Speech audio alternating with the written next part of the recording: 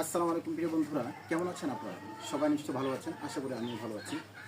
আজকে আপনাদের সম্মুখে নিয়ে এসেছি নতুন একটি ব্লগ। এই ব্লগে থাকছে একটি গাছ সম্পর্কে জানা।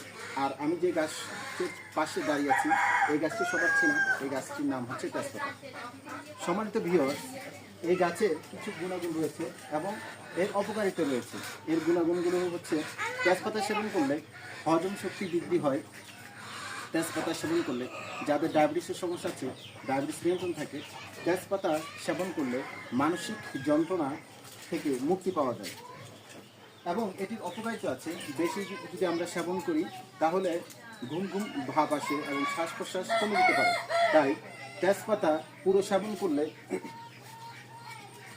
হজম শক্তি যেহেতু এটা হয় না, এটা হজমের সমস্যা হয়। তাই আসুন, যাদের ডায়াবেটিস সমস্যা রয়েছে, হার্টের সমস্যা রয়েছে, তারা আমরা তেজপাতা সেবন করে নিজের জীবনকে সুস্থ রাখি। আসসালামু আলাইকুম ওয়া রাহমাতুল্লাহ।